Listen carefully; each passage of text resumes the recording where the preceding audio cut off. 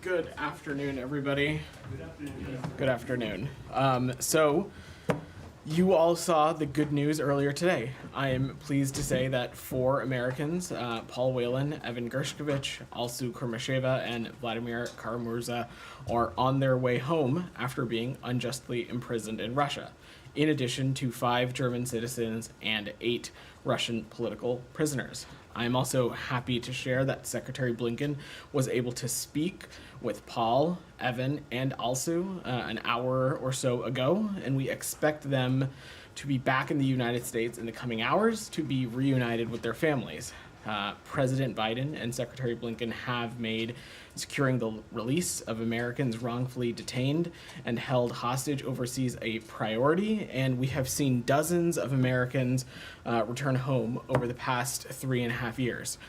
We are grateful for the support of our allies and partners who helped put a deal together, in particular Germany, Poland, Norway, and Slovenia, and we also appreciate Turkey for providing logistical support for the exchange. This is something you've heard me say before. This is an issue that is so important and personal to Secretary Blinken. In the first weeks in this department, when he was sworn in as Secretary of State, he met with the families of all Americans wrongfully detained at that time in a video call, and continues to meet with families and returnees on a regular basis. He has directly engaged his counterparts on individual cases, and we are also so grateful for the countless individuals across this department and across the interagency who worked tirelessly to secure this outcome and provide support on this endeavor over the years. I'm talking specifically about our staff at Embassy Moscow, our staff in Consular Affairs, Roger Karstens and his tireless team in the Special Envoy for Hostage Affairs Office, our team in the Europe Regional Bureau, and all the other regional bureaus and embassies who have made days like this possible.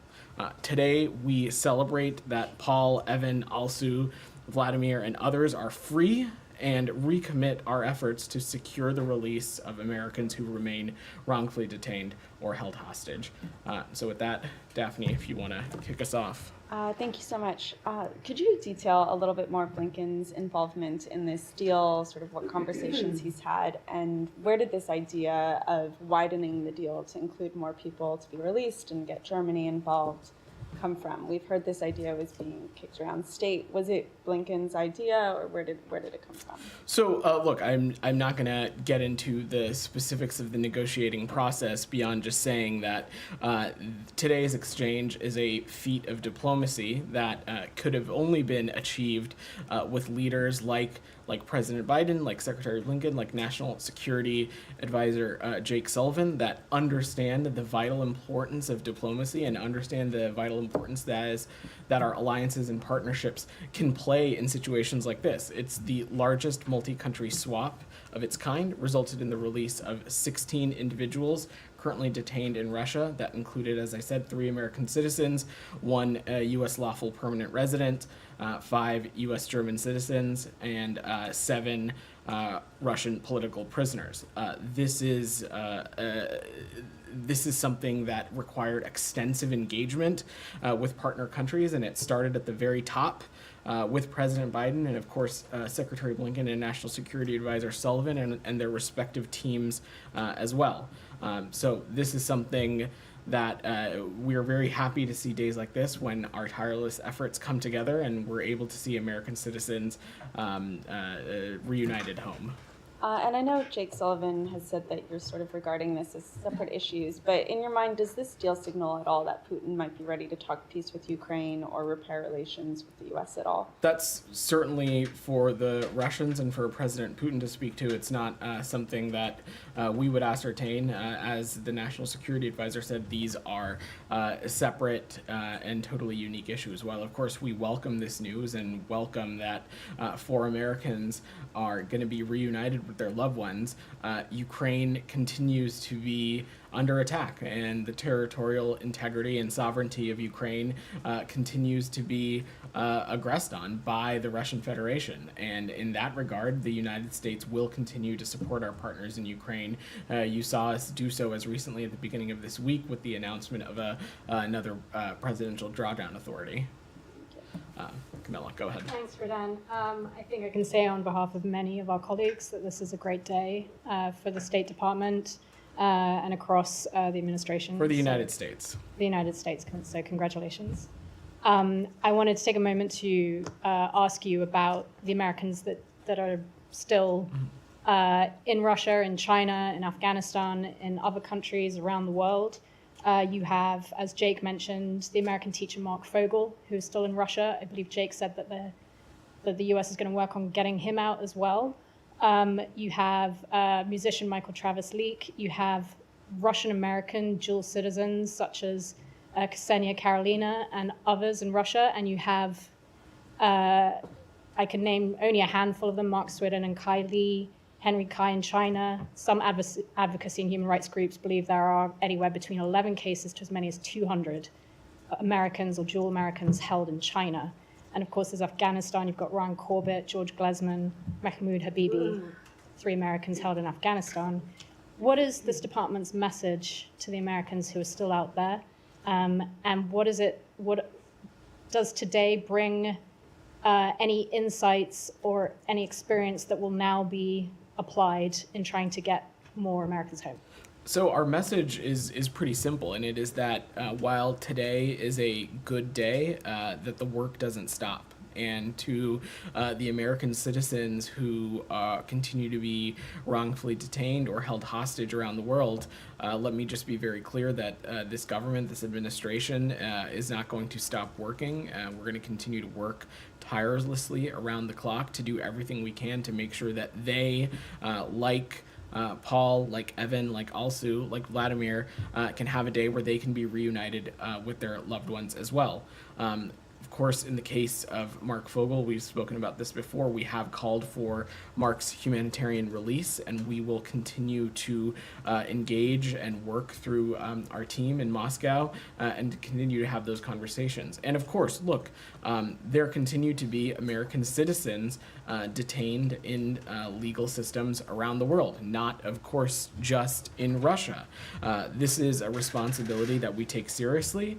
We are monitoring those cases and assessing additional ways that we can engage. And look, regardless of whether an American is designated as wrongfully detained or not, which of course, as you all know, is often the vast minority of cases, the State Department, the United States, works hard to ensure that American citizens have appropriate consular access, that they have appropriate representation in the various foreign legal systems, and more. And that work will continue. That work did not stop, given the good news today.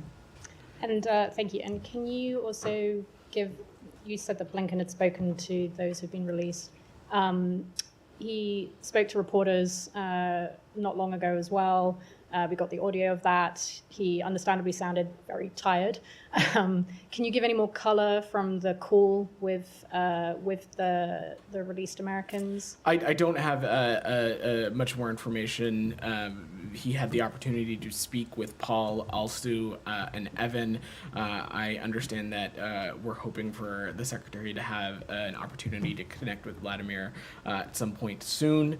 Obviously, of course, the Secretary is coming off of a long trip in Asia, but from my readout of the conversation, our Evan, Paul, and Alsu sounded in good spirits. They obviously, of course, had the opportunity to speak to the president as well, and I'm sure they're very eager to see their families, which we know will hopefully happen very, very soon.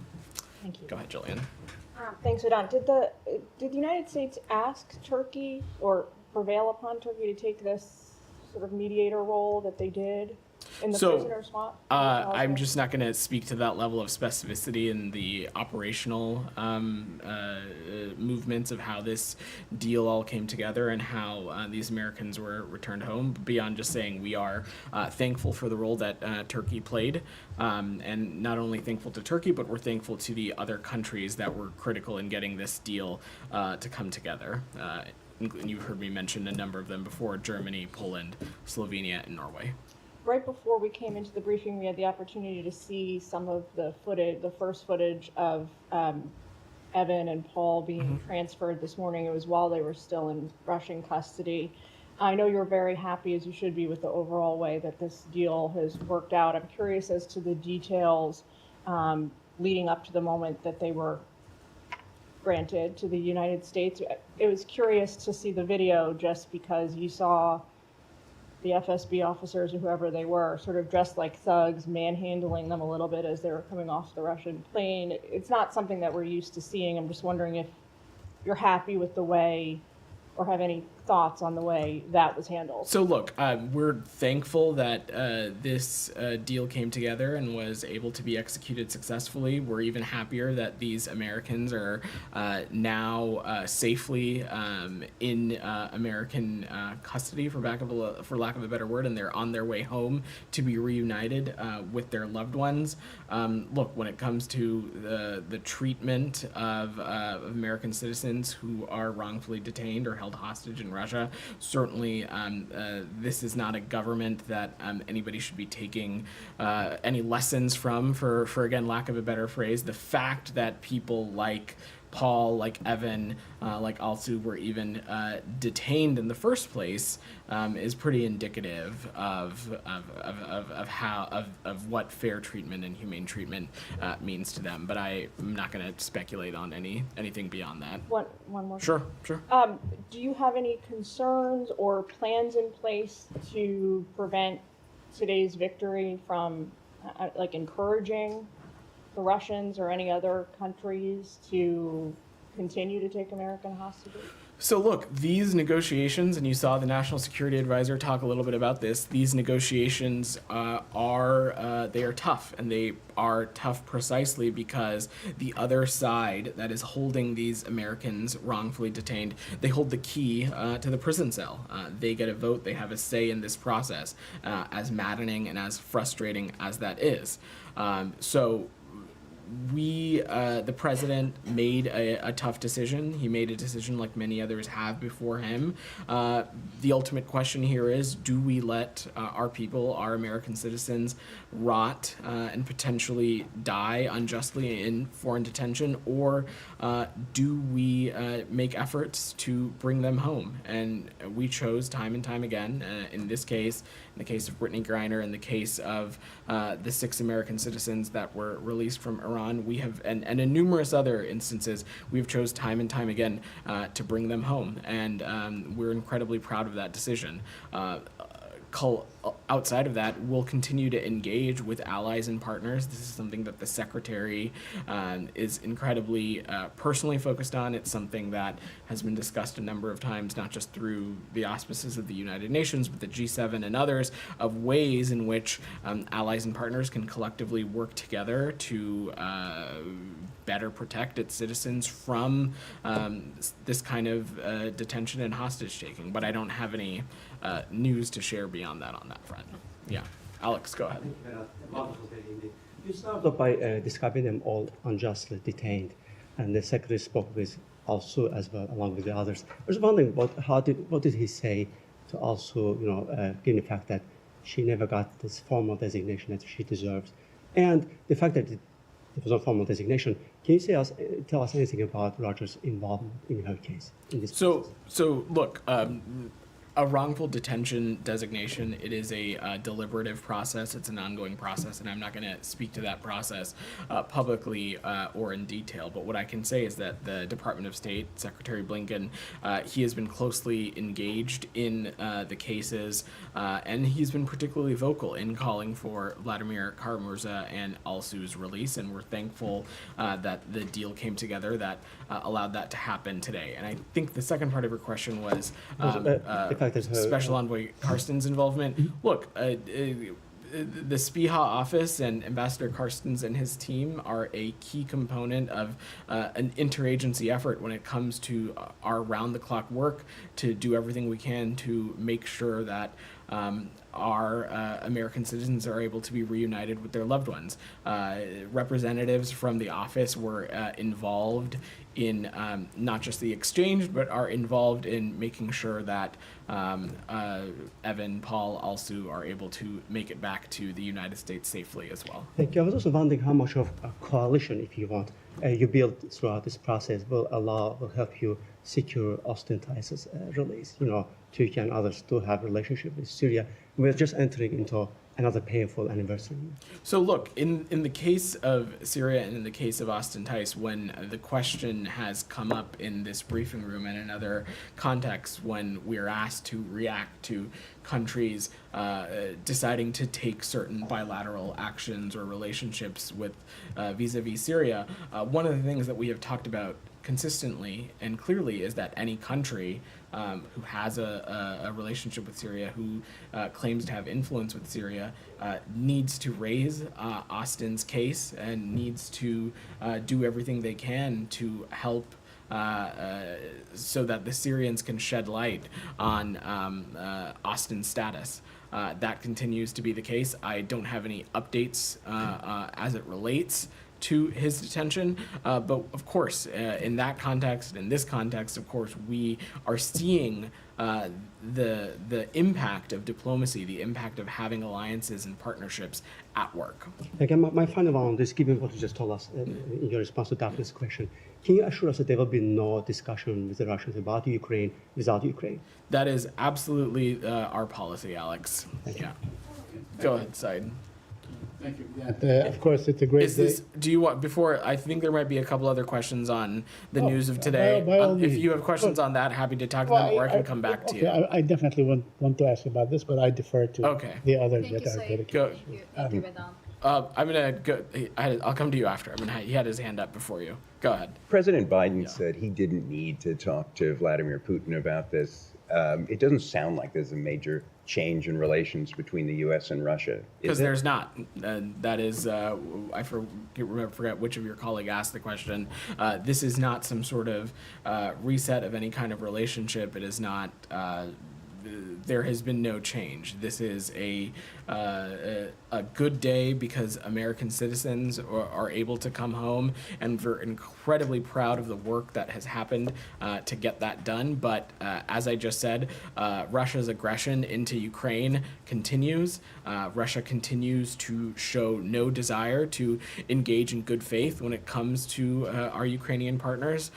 They continue to have Russian security forces on Ukrainian territory. They continue to assault Ukrainian men, women, and children.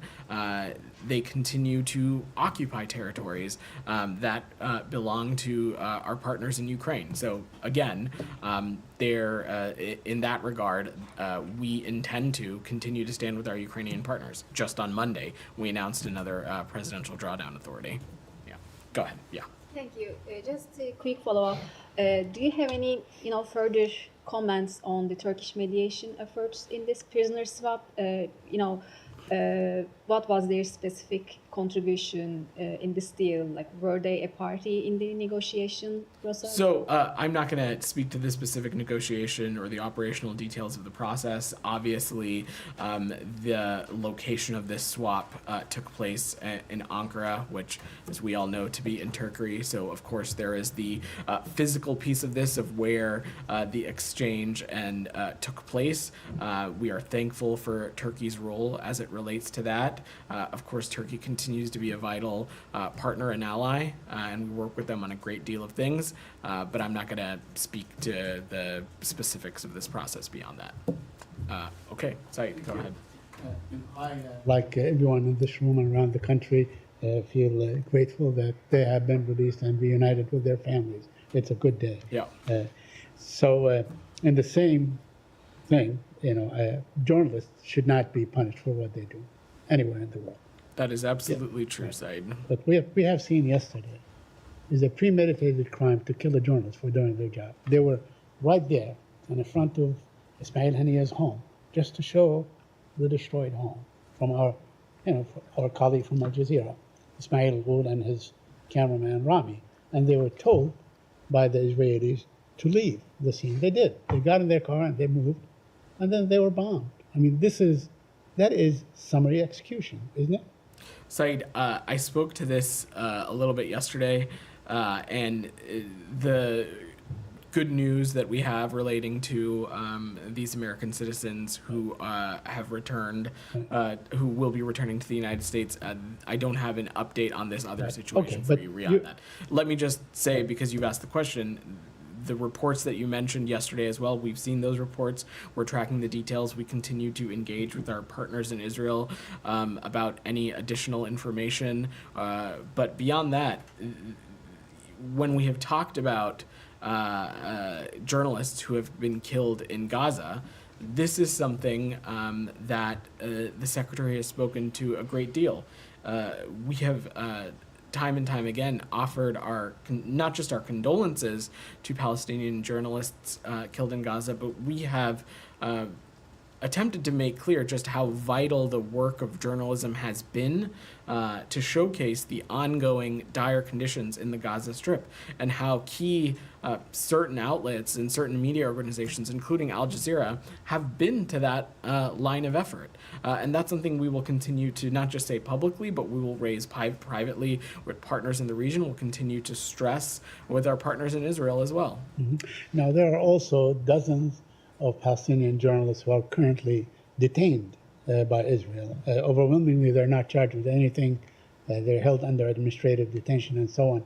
Do you call on the Israeli government to either charge those journalists that are being held under administrative detention or let go?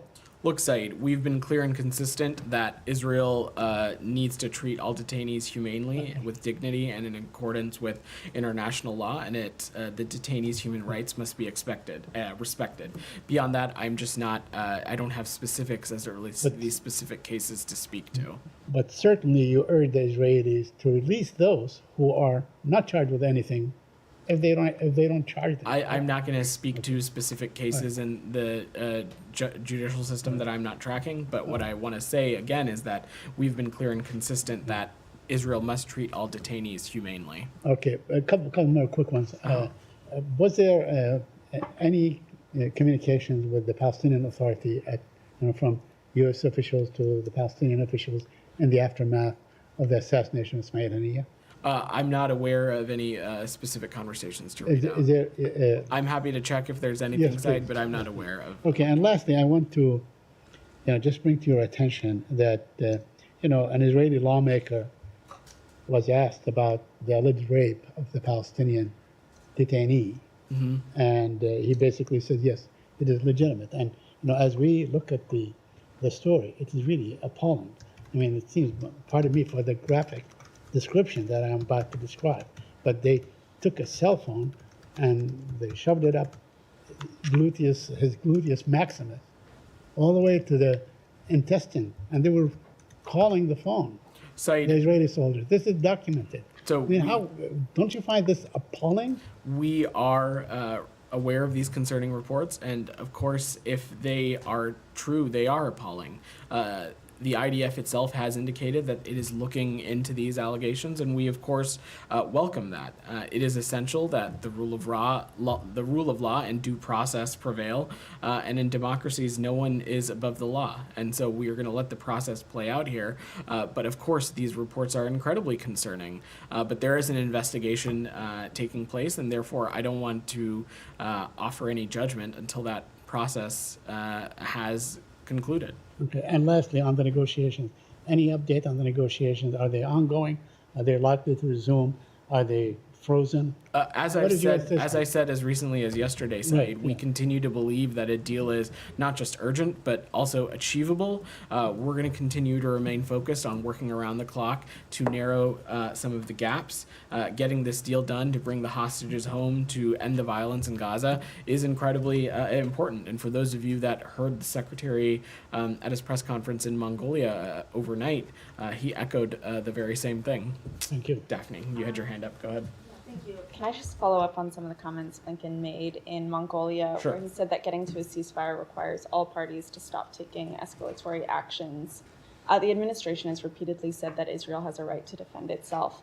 Is it the administration's view in the past few days that Israel has gone beyond that right at all, and that the actions have been escalatory? I don't have an assessment to offer on the events of the recent days beyond echoing what the secretary has said. First, of course, that for us to get to a ceasefire, for us to get this region out of endless cycles of violence, for us to create conditions so hostages can come home, we absolutely think a ceasefire is necessary. And one of the ways to do that is to ensure that steps are taken that do not escalate tensions. The secretary has been engaging with partners in the region despite being in the Indo-Pacific. You all have seen readouts from a number of calls happen where he's been stressing the importance of that message as well. And then you said yesterday that it was still your assessment that Israel was engaging constructively in ceasefire talks. What makes you confident that that is the case? I'm not going to speak to the specifics of the ongoing negotiation process, but the question was posed to us whether we believe Israel was engaging in good faith, and that continued to be the case yesterday and continues to be the case. And are there any plans for him to speak with Israeli counterparts in today and the next coming days? So we engage with our partners in Israel regularly. The secretary spoke to President Herzog earlier in the week. I don't have any specific calls to preview. As you saw, the White House mentioned, or the National Security Advisor responded to a question about a call between President Biden and Prime Minister Netanyahu that we anticipate will take place later today, but beyond that, I don't have anything to preview. Camilla, go ahead. Just following on the calls that the Secretary's been making over the last 24 hours, 48 hours to Middle East partners, has the department reached out to Saudi counterparts at all to get any kind of reaction on the deaths of Ismail Haniyeh, and also Israel has confirmed the death of Mohammed So Deif? we expect the secretary to partake in a number of additional partner calls. I'm not going to list them off as a list, but as is consistent, we will make sure to share readouts of those when they take place. But I don't have anything to preview. Is there any concern that the Saudis might have the same sentiment that the Qataris initially had? I'm just not going to speculate on what a call may or may not look like until it's happened. I don't have any specific thing to speculate on. Janie, go ahead. Thank you, Vedant. A couple of occasions, garbage balloons sent by North Korea to South Korea fell on 3,300 locations, including the presidential office and the Ministry of Defense and the U.S. military bases in South Korea, and even started fires. What is your view on North Korea's continued provocations in an irrational ways? Well, that it is exactly that. It is a provocation. It is something that we find to be reckless and destabilizing, and also just wholly unhelpful. Yeah. Also, there are many Americans living in South Korea. What response measures do you think are necessary? For response measures what? Many Americans living in South Korea, including military families. Of course. So look, our consular efforts are of vital importance to us. We take the safety and security of Americans incredibly seriously. I don't have any specifics to offer as it relates to efforts in the Republic of Korea beyond just saying that that's something we will continue to address as needed. Tracy, you've had your hand up. Sorry, didn't mean to. No, you're good. To my colleagues' questions Yeah.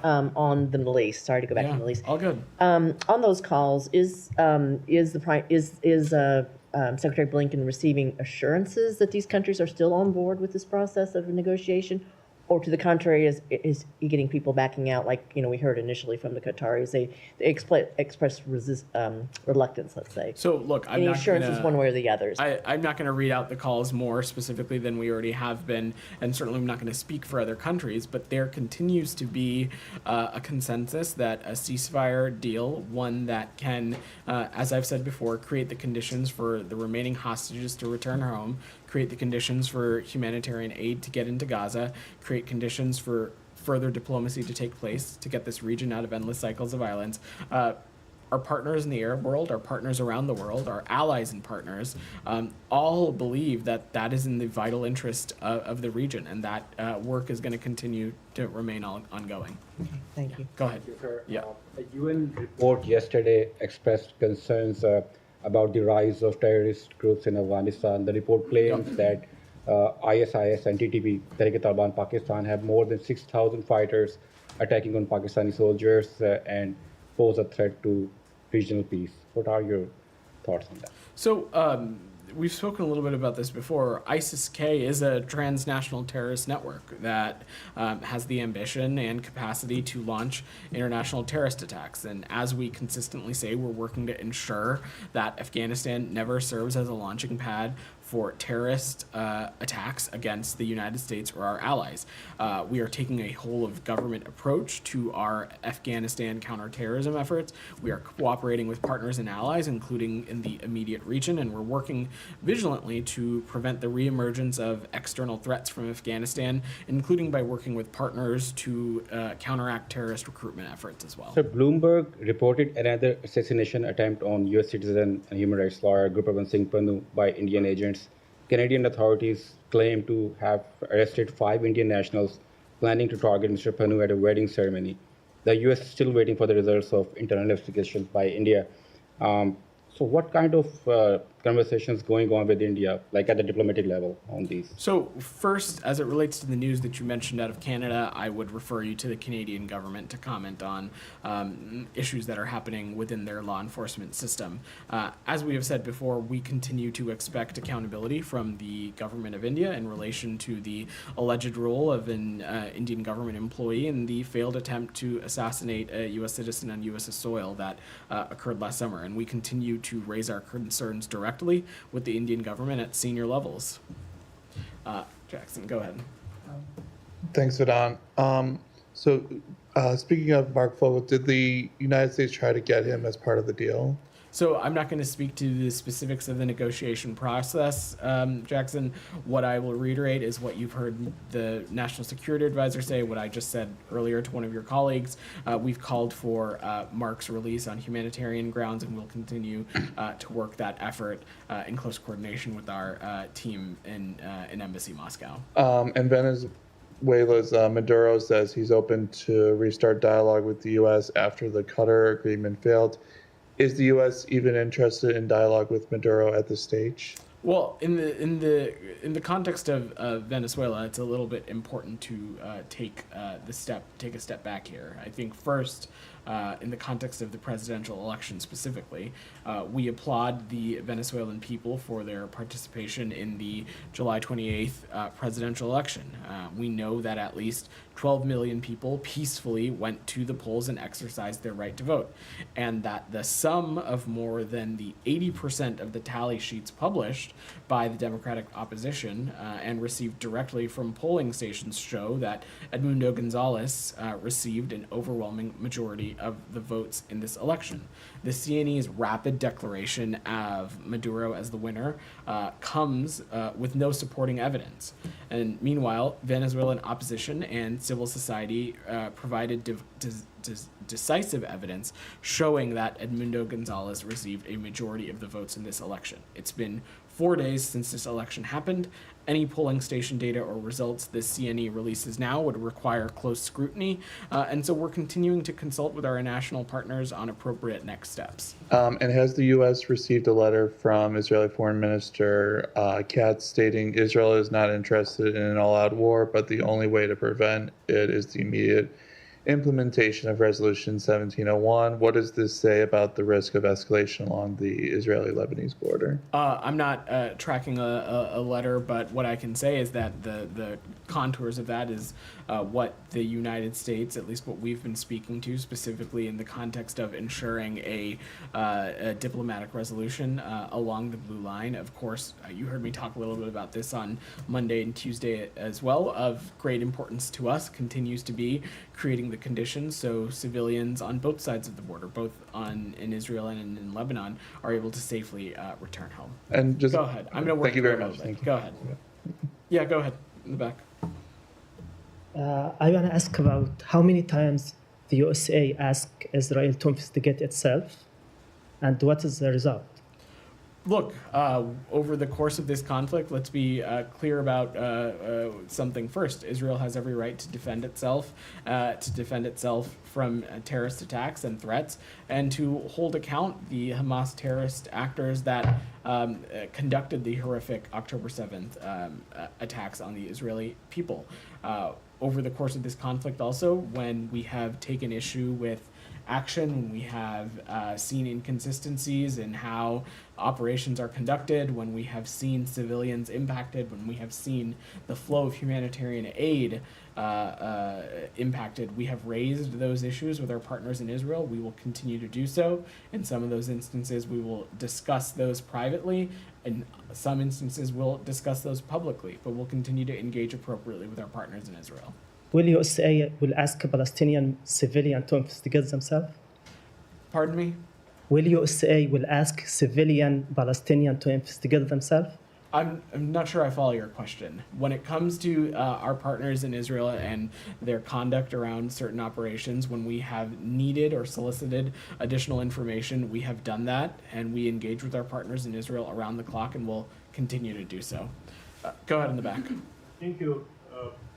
It's great that Vladimir Kara-Murza is free. There are Armenian POWs in the jails of Azerbaijan for 4 years by now. And there are Armenian local politicians from Nagorno-Karabakh, again in the prisons of Azerbaijan for nearly 1 year after Azerbaijan launched another unprovoked attack last fall. According to Freedom House, after Karabakh's territory came under Azerbaijani control, Karabakh is the most unfree territory in the world. It's worse than North Korea, it's worse than Venezuela, Syria, Afghanistan, you name it.